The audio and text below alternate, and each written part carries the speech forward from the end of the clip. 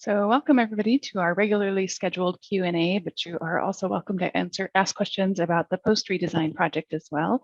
A few updates for you.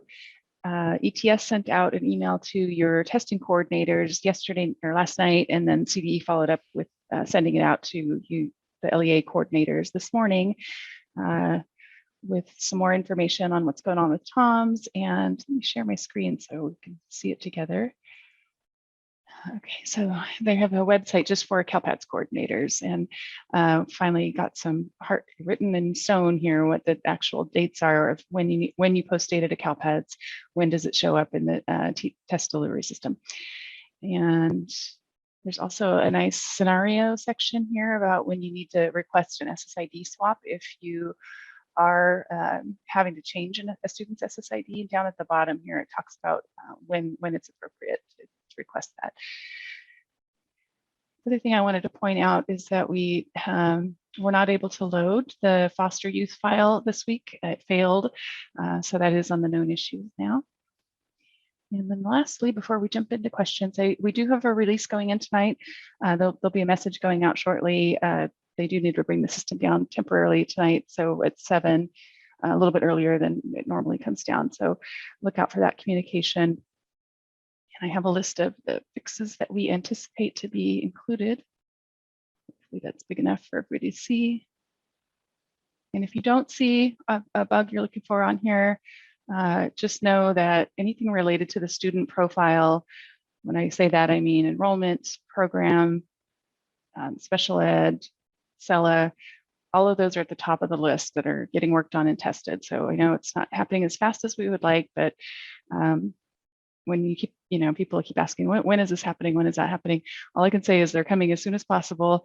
And, we have a decent list tonight. I'm excited about these migration fixes for the ELAS, where the effective dates got scrambled. So tomorrow those should show up correctly in CalPADS in the right sort order. And then we had a batch of students where the ELAS didn't come over at all from legacy to production. So that is all going to be included tomorrow as well. I'll leave that up for now. And with that, I will start answering some questions if I can. Brandy's out on vacation today. Paula Mishima is going to try to join us. And Joe from the SPED department is here as well. Okay, question 1 from Denise. Second grader special ed student threw a tantrum during school incident and made comment of bringing knife to school to cut a staff's head off. Yikes. A student later calmed down after the staff verbal intervention and returned to the classroom routine. Should this incident be reported under caused, attempted, or threatened physical injury? I think that's a local decision, but let's wait and see what Paula thinks. Okay, we're going to wait for CDE to weigh in on that one, Denise. Eric, which SPED errors are scheduled to be fixed tonight? So I have it up on the screen. Looks like we just have the 2 coming, possibly a third, 539. If not, it'll definitely be in the next release. It got finished testing pretty late. So, oh, it is on there, 539. What's the other one I was thinking? 538, I think. 538 is the other one. So hang in there. Rebecca, I know about the email that was just sent out about refraining from merging MIDs, but going forward, how do we resolve MIDs not on the MID report since we no longer have that option to see those not appearing on the report? Well, don't fret too hard, Rebecca. That is coming back. It just hasn't been deployed yet. So I don't have an ETA. I thought it would have been in there by now, but we are going to bring that functionality back where you can merge MIDs who don't show on as a detected MID on your report. There is also a trick that I found. If you can make their name and birthday match, typically you can get them to show up on the report. And if that doesn't work, if they're already matching and they're not showing up, open up your student's demographic record in online maintenance, just open it and post it. And I've gotten kids to show up on the mid list that way as well. Okay, Brenna, I think we've answered that one already. Eugenie, question 1, many of our districts are having trouble deleting old reports that we posted to CalPADS. Oh, she's a SELPA. Okay, the error message states that the information is still live and in transmission. Can you explain this, and is there a workaround? Sounds like you might be a SACE user. Is that correct, Jeannie?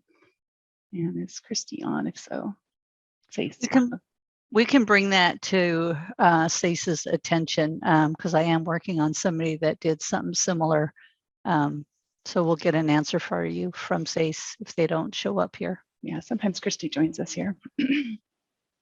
Karina, question 1, how do we know when to merge MIDS if the student is a student with disabilities? Are these in reference to those automated emails that are sent saying the IDA indicator was reset from yes to no? The updated guidance memo provides a scenario for a new student, but not sure how to efficiently identify students with disabilities for any pending MIDS. So I think the short answer is if the student needs accommodations and they're not able to get those in the test TOMS, then make sure you have adopted you've merged the MID on that student and adopted the incoming student's IEP. Ethan, hi all, should we be opening CALPADS tickets for any type of CALPADS TOMS discrepancies now, including SELA discrepancies and SPED discrepancies? Good question. I'd wait for the migration on SELA discrepancies till after tonight for that one for sure. Yeah, but then he has to wait a little bit longer too because it takes a while for that to get propagated out. So fix goes in tonight. I would assume that even though it says 5 p.m., I think that fix would be part of tonight's TOMS export. So it would be Monday, Ethan, for SELA, but you had a question about SPED discrepancies as well. SPED, I think you can start with us as a CALPADS, and we'll see, and we just make sure the student is identified correctly in CALPADS at least, and if not, we can send it up to CDE and they can do some further analysis. Okay, Maria, our MIDS identification turned on, found a student that has 2 SSIDs, but MID was not picked up. Also, SCNR validation, does that include grade validation? Found a record that passed, posted for a school where max grade is 6. Okay, so the first part of that, it is turned on for MID detection. It's only checking on a few fields, so it's got to be the first name, last name, and the birth date string. It'll have to be identical. And if they are identical, like I said earlier, because I have seen that happen a few times where I'm expected to see them on the list and they're not there, go ahead and open a demographic record for your student and open it and post it. And I've seen that kind of push it out to the MID detection. And grade level validation, I don't know that off the top of my head. I'd have to go look at the error list. It's probably a warning, or it was in the previous system, unless one of the analysts knows off the top of their head where the student is out of grade level range at the school. Do we give them any information? It could be a data discrepancy these days. I think it's SDNR 0269, which is a warning and a data discrepancy. Okay, so yes, we're going to allow that data in, Maria, and once we enable the data discrepancies, that feature is turned off right now, but once it's turned on, you'll be able to see that validation there. Okay, Sean, what is the typical response time for support emails? Usually we try to get back to you within the day. As you can probably guess, things are a little wild up here right now. We have a pretty backlogged support queue. So if it has to make it up to level 2, or if it gets sent over to CDE, it could be a few more days than that. And if you want to type in the chat, Sean, do a direct message to me, your ticket number, and I'll take a look after this call if you feel like you've been waiting too long. Terry, question 1. We have a student who was English only, and then another EL assigned an ELAS status of EL. There was also a CELT test for the student. Our LDP office has confirmed the entries are incorrect. We have an SSID. Should we put in a ticket to have CALPADS remove the ELAS and CELT record? Sounds like data migration to me. Either data migration, or we have also bugs where it's not letting you delete historical ELAS records, right? If it was before 2020, you should be able to delete it yourself. And how you know it's a data migration is if this kid had their status before 2015, that's when we were using, we allowed any district to put in whatever value they wanted, and it got all crazy. One year they're an EL and next year they're an EO. The effective date and the status start date, those would be different dates prior to 2015. After 2015 is when the start date and the effective date always matched each other. But with the data migration problem, we made them all match. and took away the sequencing or the proper sort order, if you will. So that's how you can tell, Terry. And Terry, this is the bug I was talking about. So as soon as that one gets fixed, if it's a historical record, you should be able to delete it yourself. This came from a SELPA, Christy. Many of our districts are having trouble deleting old reports that we posted to CalPads. The error message states that the information is still live and in transmission. Can you explain this, and is there a workaround? So it sounds like they submitted some data in legacy, and then the system came down. So we're kind of in a limbo on their end. Yeah, that's correct. Any reports that were kind of in processing when CalPads shut down, they did get stuck in that process. So all they just need to do is just reach out to the SACE help desk, and we would just manually deactivate the report. Excellent. Okay, great. Thank you, Christy. Glad you could join us today. You're welcome. Okay, Stephanie, Q1, if we exclude a SELA record from state reporting to avoid a date mismatch error, will that affect any other reports down the line? Do we need to uncheck that box at any point? That sounds like an SIS question to me, that you're saying exclude it from including into your CalPads extracts. Yeah, isn't that a SELA 283 where we have one date in the system and they're trying to give us a different date? Yeah, and if you're getting, I think you're okay to just leave it checked, Stephanie. Usually what would happen is if you have a different date than what we already have in file for whatever the SELA status is, you know, if it's English only, you might get an error saying you can't update that. And so, you know, say the student is English only, it doesn't matter. You don't need to tell us. Westside Union doesn't need to tell us the student's English only if we already know that information. It's kind of a unique record in CalPads that it's kind of shared across LEAs. Hey, Brenna, one of my LEAs got an email from CalPads saying they had a file that was stuck and that needed to be resubmitted. They couldn't figure out which file was stuck. Can CalPads please give more detail when sending those emails, like which file is stuck or what type of file is in it? Well, there's hundreds of users and hundreds of jobs, Brenna, and some were going back to when we first launched new CalPads. So the developer just purged those, but he just gave us a list of the LEAs that were impacted. So my suggestion is respond to the email and ask if we can identify the jobs. You think Marty will be able to dig that up, Martha? Because we won't be able to see it. It's right. I think Marty gave us a list. I just couldn't merge it in with the email. Okay, thanks.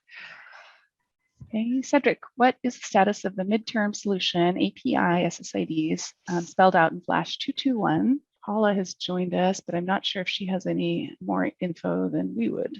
It's the long-term solution. I read this thing so many times, I've already forgotten where it is. So it's the API solution is what he's looking for.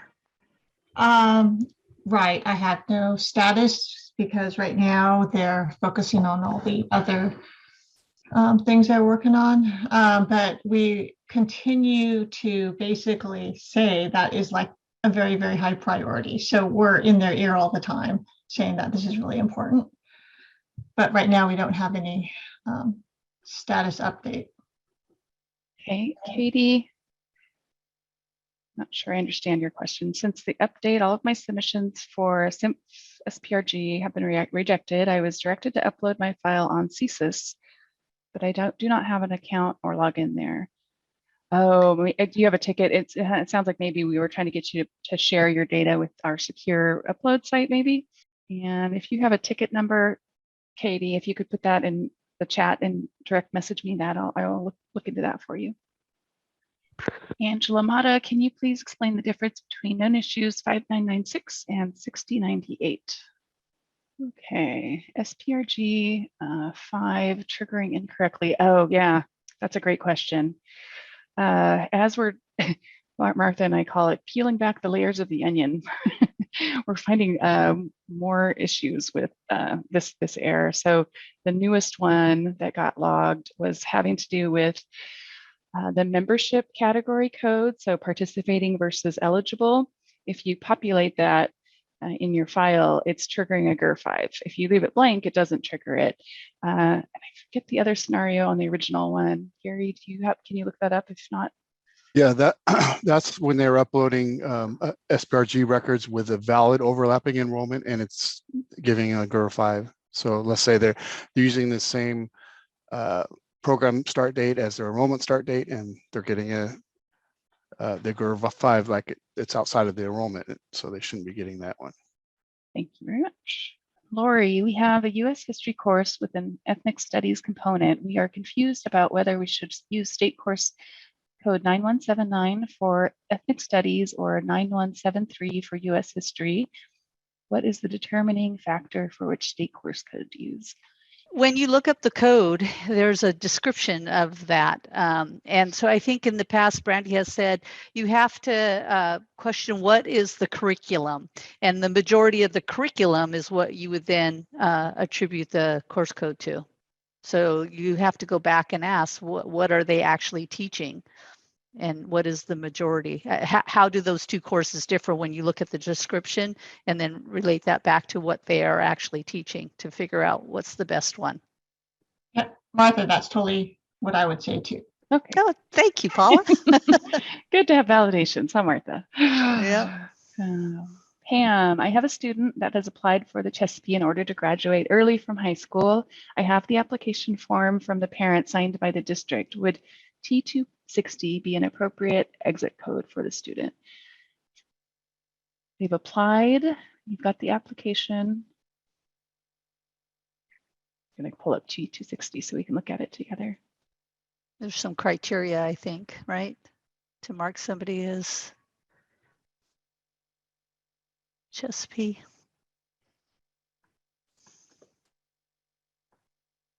T260 is adult school. It's Maybe a completion code. It's a E230 and then 330, I think. yeah. Goodness for younger brains on this call. Thanks, Alex.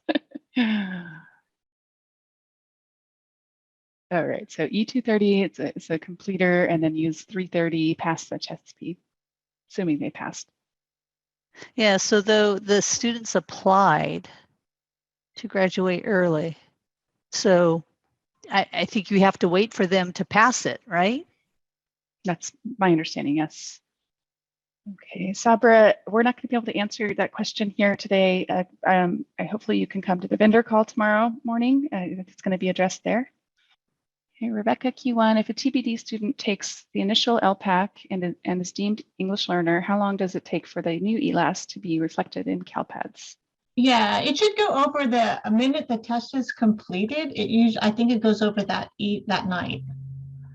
And for a while we weren't updating CALPADS, or Yeah, but now they're doing it again every day. It's back to its normal process. So it should be in CALPADS, I would guess the day after they complete testing. yeah, there's quite a different parts to the initial. I think Brandy's told us that before. Yeah, so it has to be all done. The whole test has to be completed before there's a total score that generates either IFEP or EL designation. Is it a problem, like something's not showing up? I think it was just a question. Okay. She can elaborate if not. Okay, W.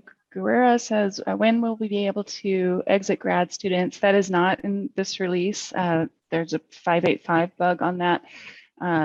So it's not tomorrow.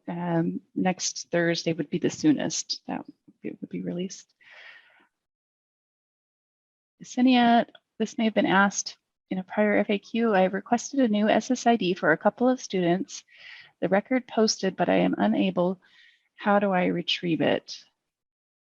We do have a known issue on that, and depending on your scenario, I may have a workaround for you. Let's see if we can find it here. And you didn't indicate if it was a 22-23 academic year, but that is one of the problems. If you pre-enroll them for the next academic year, they're not showing up. But there's another one that's more common. This one here, 6010. And if you would like, you could put in a service desk ticket and ask for me, say, please assign to Angela, and I will research that one for you and see if I can help you find a workaround. Hey, Robert Wall, any update for issue 6016, SPED 546? I was hoping for it this week, but it's not on the list. It's not, and I think it's really, really close, Robert. I was hoping it would be there tonight, but it's not going to make it, but very soon. Okay, Jerry, Angela, you mentioned that ELAS fixes are scheduled for tonight. Do you know what the status on known issue 6021? This is where previously deleted ELAS records were showing up after the migration and causing a new ELAS status to show in TOMS. For example, a student had an EL record added after the O and the EL was deleted. Okay, so that one's not going in, but because this other fix is going in, Jerry, I think in terms of testing your student, it should be all sorted out. They were out of order. And so you may still have some strange looking data in CalPads, but it'll at least be in the right order. And so the right, they'll be in TOMS correctly for testing. Hey, hello, this is Sylvia here. I sent up a SPED student file and it says posted with all 12 records, but then I reviewed the details and found that one of the record had a SPED 0539. Is that part of the SPED 539 error problem? That's interesting, Sylvia. That shouldn't happen like that. If it says posted, that means it's supposed to mean everything was clean in the file.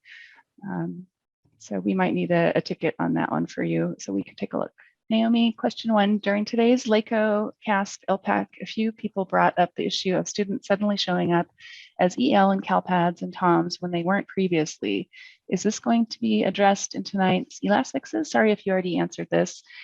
She was a few minutes late. Yeah, I believe, Naomi, I'm really looking forward to this fix. It's caused a lot of havoc. So if things get fixed tonight, it won't necessarily show up in TOMS tomorrow. What did we say, by Monday? Yeah, Monday. Okay, so by Monday, that should correct itself. But you should see in CalPads, the most recent and the one we would be sending over would be at the top of the list, right, Angela? We'd be sorting correctly. We'll be sorting correctly in CalPads, so that's a good sign if you see that tomorrow. Larney, question 1, just wondering, what is the purpose of the log in the view submission screen? Is there a way to see what the online maintenance that was just completed, i.e. which student? Oh, yes. So once you post or once you upload and it posts successfully on the view submission status screen, if you go to the details, there's nothing there. It's just a barren oasis of information. And so Ethan had submitted a change request a while back, Larney. So it is in our backlog to think about ways to show you at least some kind of an indication of what was in that file that passed posting. Okay, Monica, when maintenance files reject, how can I print an error list? That functionality is not there yet. I thought for sure it was going to make it this week and it's not, and so bummer. Definitely by next week. I did check in with the tester just before this call just to make sure that they are on track for that. So it's not going to be an error report like it was before, but at least you'll be able to download a file with all of your errors in it. Emily, another district is reaching out to us about a mid. Given that we've been told not to fix them right now, we told them we would pause until after testing. However, they did not catch this mid last year because they did not participate in state testing like we did, but the student needs to take state testing and she can't because we have the SSID number. Should we correct the mid and should they create a new one or should they create a new one? Has Emily started testing? If she started testing the kid, nope, don't do anything. And then I guess they should get a new one, but wow, they really need to test her. Yeah, why I didn't say that, or there's the statement where she said she can't because we have the SSID number. You might need to look at that scenario. Sometimes it's hard to answer general questions. You're right, somebody's going to get hurt in this scenario, right? If you're in the middle of testing, merging the mid will cause havoc on the testing of the kid. But yet the other one doesn't have an ID to test with. So yeah, and so let's take a closer look at that, Emily, with the ticket and the two IDs that are involved with mid. Make sure we are understanding your question correctly so we answer appropriately. Okay, Yvette is asking which SPED errors are going to be fixed tonight, and I have that up on my screen right now, Yvette. There's at least 2. I'm really hoping for one more. I don't think it's going to make it though. Okay, Layla Nye, is it safe yet to use the SELA Extract from CalPads, and is it a known issue when trying to post a SOF? All records are erroring out with an error code of IVR9, invalid characters in the field. Oh, okay, good question there.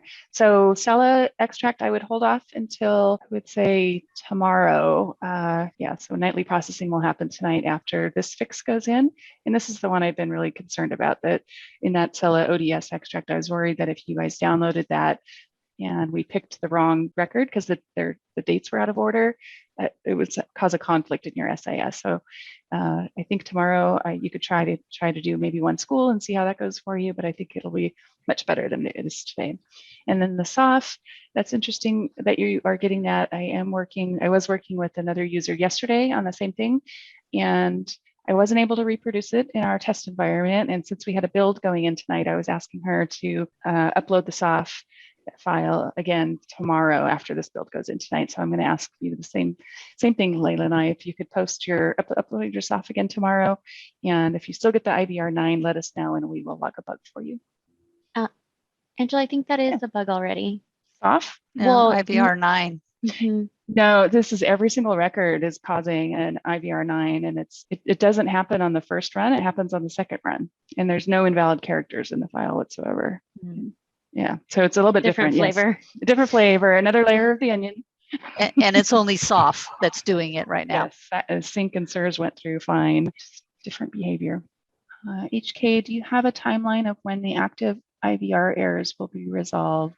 I don't, but as I mentioned at the top of the call, these are the bugs that are going in tonight, and their focus is making the student profile whole. So everything that's at the top of the list is related to their enrollment, their program, their language, and their special ed status. Soon is what, yeah, short answer. Vinian, question 1, values that were previously blank changed on the SENR ODS for UCCSU requirement, merit diploma, and sealed by literacy indicators to equal N.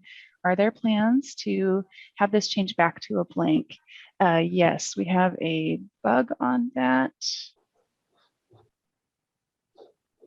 6015. I don't have a timeline for you, but it is on our radar to get that fixed. It'll impact EOI, so it'll definitely be before EOI ends. So I'm not sure who told you that it's on the SIS side. It's not. It's on the CalPAD side for sure. So if you want to respond to that ticket and tell them to send that to Angela, and make sure our level 1 staff know that that's an outstanding bug. They're getting a little overwhelmed with the volume, just like the rest of us. Charlene, question 1. I have been doing SSID requests manually. While I'm at it, I also add the ELAS code for students new to California. Is it all right if the TBD EO date is ahead of the enrollment start date? Ahead of meaning before? Yes. Right, Alex? We allow the TBD to be before the start date? Yes. No problem. I'll double check, but it sounds right. I know, I'm like 99% You can sure. test them before school starts. Yeah, exactly. Hey, Sherry Q1, my CTE coordinator is asking for PGMS application data to submit with the program grant. What are the best reports to use in CalPADS for 2021 school year, pulling just CTE students who graduated, non-traditional program concentration, attained post-secondary credits, participated in work-based learning, 3.15 and 8.1, plus the work-based learning? What do you recommend? I think those are good ones to start with. This is last year's data. Don't we have a bug on that though? The CTE data wasn't migrated. Yes, unfortunately. But if she's looking at snapshot reports, so she should be okay. Non-traditional program concentration, attain post-secondary credits. You may want to, Sherry, send in a ticket and then we can work closer with you and spend more time looking at it. Because off the top of our head, that's a lot. We don't have that so close in our memory banks. But those 2 reports sound like good ones to start with. Okay, Shelley, question 1. Will the SSID extract process be modified to give us the ability to only include new enrollments or only include specific job IDs? Job IDs are gone forever, but we do have an enhancement request to make it a little bit easier just to find those new enrollments that are coming to you, Shelley. So it is in our backlog. I don't have an ETA, but we recognize that it's pulling a lot more than you're wanting. So we hope to make that a little better for you. Okay, Nancy, question 1. Suggestion, can we get official emails from CDE when it's okay to take actions, e.g. is it now safe to pull the SELA ODS extract and import into your SIS? It is now safe to merge MIDS, etc. That may help alleviate confusion. That's a good suggestion, Nancy. For the MIDS, they kind of gave you a deadline, right? It was the end of your testing window or May 31st, whichever comes later. For the SELA, I don't know that we'd do a particular flash or anything for that one. I mean, this is Paula. I mean, after the fix goes in tonight, I know we're, going to continue to make sure that fix got right, but that should fix, I think, the SELA extract. Martha, do you have any thoughts about that? Yeah, I mean, it is a big one. I mean, a lot of people sent in tickets, so they're going to be notified. So I think, we should discuss it could benefit the field that they know definitively that now is a good time to pull the SELA extract. And Paula, you were asking about whether or not the known issues in CalPADS footer is updated multiple times a day. And it is. I think people are getting tripped up on this date under the recently fixed issues because that only happens once a week. But if you scroll down past those, these will only stay on here, the fix implemented for 2 weeks, and then they'll fall off. But under active issues, you get today's date, and the last time today it was updated. We'll probably have another one at between now and 5 p.m. Yeah, no, I was just getting confirmation because people who don't have access to CalPADS, find that the known issues list that's posted on our website isn't necessarily. And I keep telling them that's, they can use this link though. They can use this link. Anyone outside of CalPADS could use this link. Yep. Okay.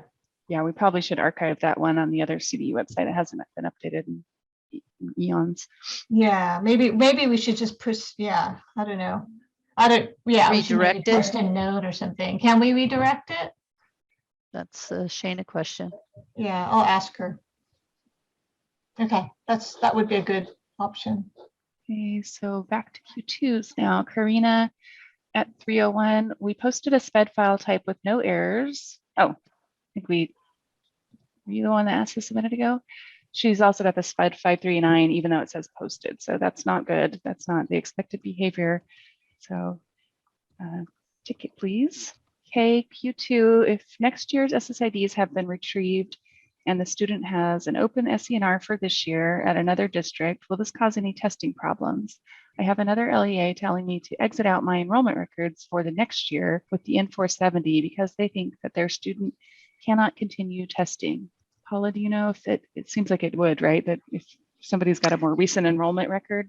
But if it's in a different academic year, I thought the extract would only focus on this academic year. Kay has pre-enrolled her 22-23 enrollment, and the transferring district is saying we're having trouble testing the student. Can you no-show your kids for next year for now?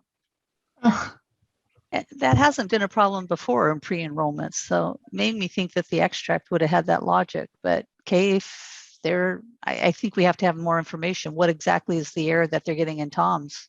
Yeah, well, I mean, in terms of the extract, it takes the most current enrollment. But like you said, I don't know if it doesn't, if it ignores future enrollments. I'm pretty sure it would. So that's why that shouldn't happen. But we can double check on that.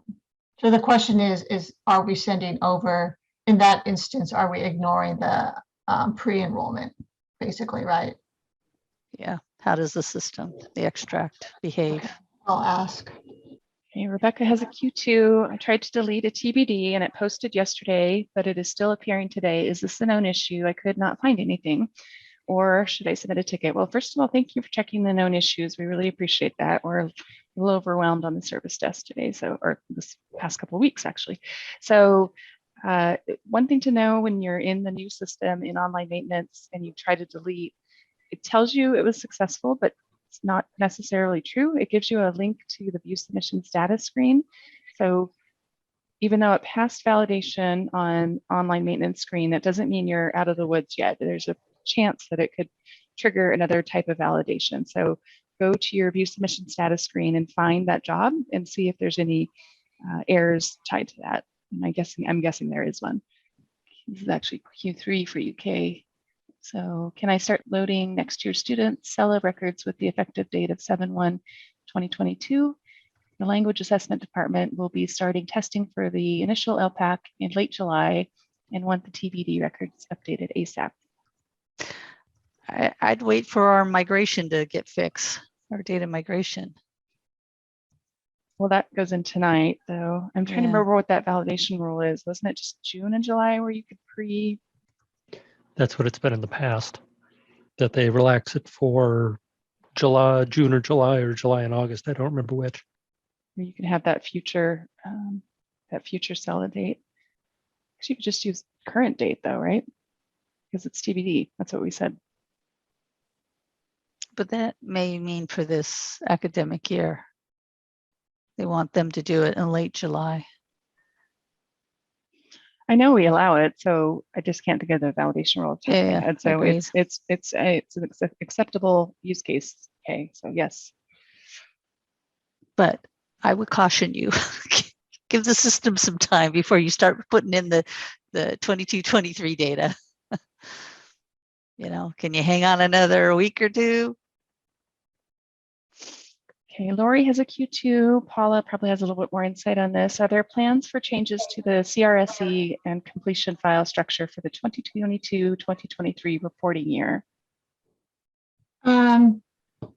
At this point, I'm not seeing that happening just because of everything else on our plate. But I know at one point there was hope that that would happen. So I guess the answer is I kind of doubt it, but it hasn't been confirmedly decided. Okay, he's got a Q3 we'll take. I think that's Q4.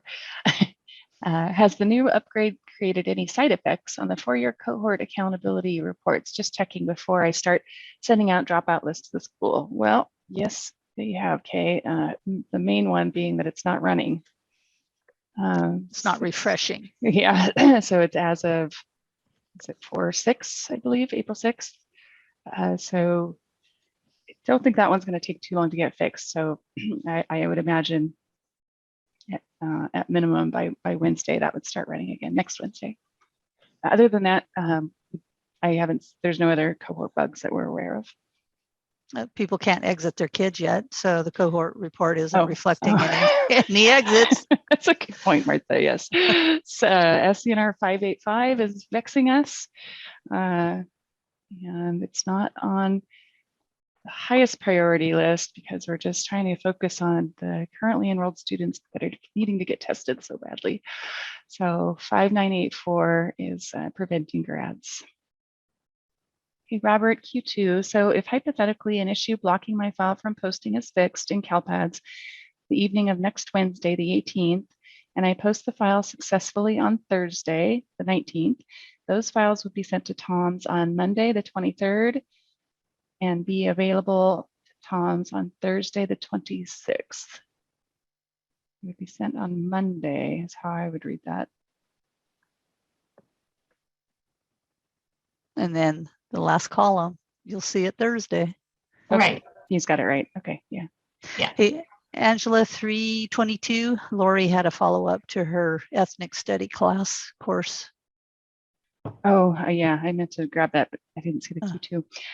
Follow up to my Q1, the ethnic studies course references US history, which is why we are unsure. Given that ethnic studies will be a future graduation requirement, is it important to capture that?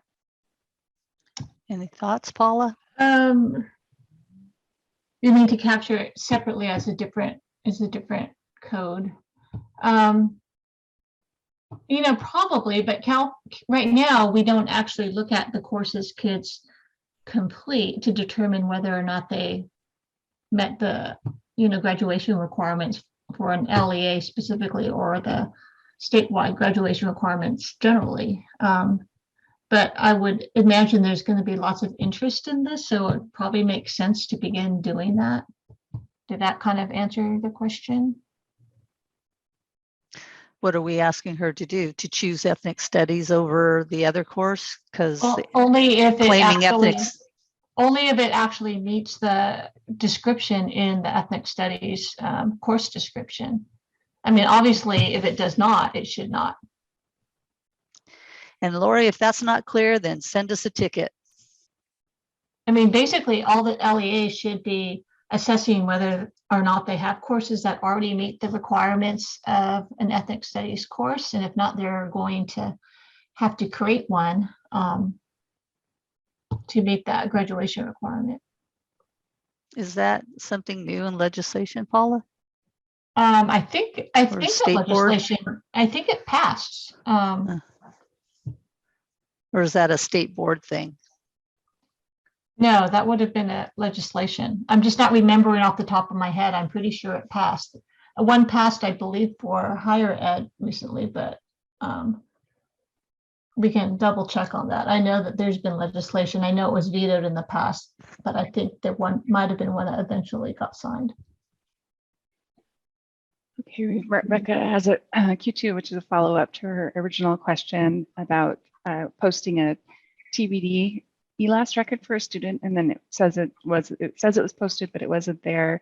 She said she did go to the view submission status screen and it says posted. So we tried it a second time and it's still the same thing, and Kyron has confirmed that. So if you don't already have a ticket, Rebecca, put one in and we'll take a look at that for you. I have not seen that behavior, so that would be new to me. And also indicate whether it was a batch from your SAS or if it was just online maintenance. That would be helpful. Hey, Angela, there was one at 3:35 from W. Guerrero. When will EOI be opened? We don't have a date yet. I think they're going to reassess as that window closes that they set aside for these other issues to get resolved. So there's a listserv message on that about we're gonna start it later. We just don't know when, but we'll communicate when we know. So we're gonna check back in with you in a couple of weeks, which a week has already gone by. Yeah, I think we promised that we would provide an update in 2 weeks. So that would be the 23rd of May that you'll see another listserv update message. So Angela, I think, yeah, Dira at 3:48, we didn't cover her Q1. This is when the new Q1 started coming in. Thank you for catching that. For the SINF, I have one GER5 error for a student that was exited out in March, and the file I'm loading is starting as of 4/1/2022. Is this part of known issue 5989? That one's fix implemented, so not that one. So that's already in production, Dira. So exit out in March, and the file so that sounds like a valid error to me. If you exited the student already back in March and you're trying to give them a current or April effective SINF, that's the expected behavior. You can't update student information for students you don't own. Richard's giving some background and context to Lori's questions. Gavin Newsom signed legislation Friday, making California the first state to require all students to complete a semester-long course in ethnic studies to earn a high school diploma, October 8th, 2021. I don't know what that date means, Richard. Martha, do you know what he's talking about there with the date? I do not. But good background information. And Lori's going to submit a ticket. Have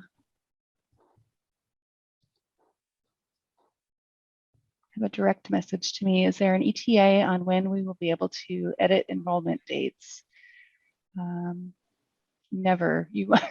Sorry, you have to delete and add now in this new system. It's not ideal. It's not what we would like, but it speeds things up. It makes the system a lot faster. So if it's a primary key, you can't change it. So you have to delete the record and then re-enroll with a new start date. It's a little bit of the price we had to pay to gain the speed, the performance increase. Hey, Shayna, any update on when we will be able to see CCEs? I don't have an update for you, but I see tickets trickling in. So I wonder if some people can see them and others can't. Anybody on the service desk know? I know we have a bug for it's not displaying, and I haven't been able to get it to display at all. But like I said at the top of the call, the testers and developers are really focusing on getting that student profile validations and migration data fixed first, and then we'll move on to other things. I imagine graduates would be the next one, the 585 error. Okay, Charlene oh, sorry, I missed one. Fabiola, question 1, can you please show where we can find the template for uploading data, i.e. template for STAS file? Yes, I can. In CalPads under help and batch file template download. And they're all listed here. STAS is probably down towards the bottom. There it is. Okay, Charlene, Q2, for the SPRG records I'm uploading, it is required now that the membership start date has to match the enrollment start date exactly. It might be for the bugs that we're having, Charlene, so that's a hard one to answer. It's not, that's not the requirement. So you might be running into that GER5 error, the two bugs that we talked about earlier. Okay, Richard's got a link about more info on the ethnic studies, link to the EdSource site. Ah, okay, Betty, the law for ethnic studies was signed October 2021, requirement for graduating class of 25-26, although high schools must offer the course starting 25-26. Claudia, if we delete the record and update an enrollment date, what happens with any other record like SELA? Nothing, it stays there. There's no cascading effect for SENR, so it's safe. But if you don't put it back in, then there's problems, right? Becomes orphaned. Yes. So something may show up in data discrepancies. Yeah, my assumption was that she's trying to correct the enrollment start date. And so you would subsequently follow that up with a new enrollment record. Eric's got the link to LegInfo. And Rebecca, Q3.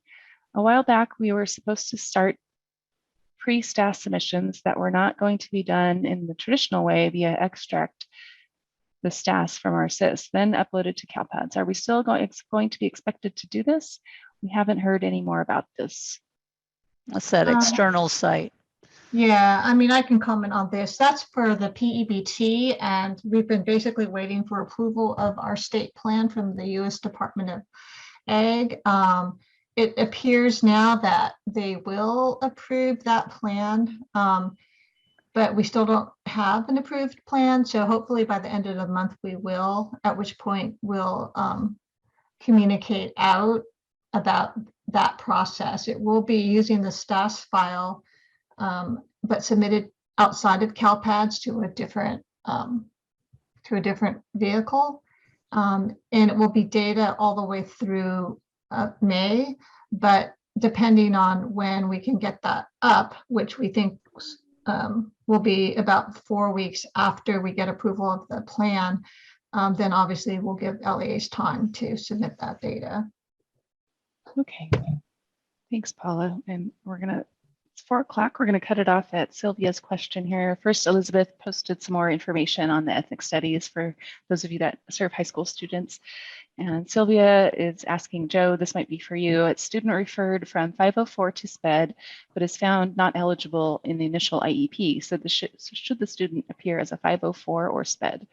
So basically, the initial evaluation is a reportable reporting requirement because it's been referred to SPED. So there was an actual initial evaluation that happened, and the determination would be a not eligible determination. So that is a reportable SPED record, respectively meeting type code 10 for reporting a initial evaluation, and a corresponding education plan type code 900, which is not eligible for SPED.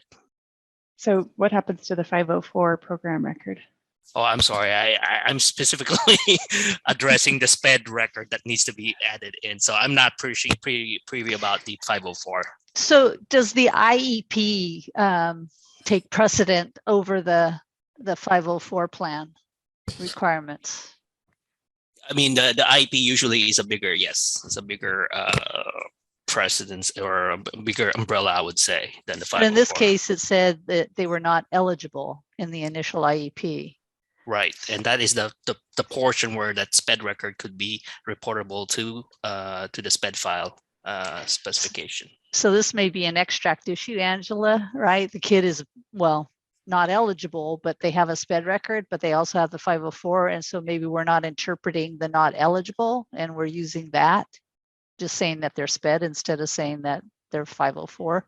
I think she's just, yeah, I think she's asking how the way I would see this though is that since there was a 504, so it would revert back to the 504. That's what I was trying to say. Yeah. Right. So the 504 still stands. So correct. They potentially could be getting some kind of accommodation, but they're just not eligible. So we don't correct. send that SPED record to TOMS, but we do include the 504. Right. Not to TOMS. I meant the SPED file should be reported to the SPED file, actually, not to TOMS. Yeah, my head is in TOMS today, so I inferred what she was asking right away. It's 4:03 now. We will be back on Friday. I said on Monday we were thinking about cutting these short, but I definitely want to meet on Friday just in case there's any fallout from tonight, so we could talk through those things with you.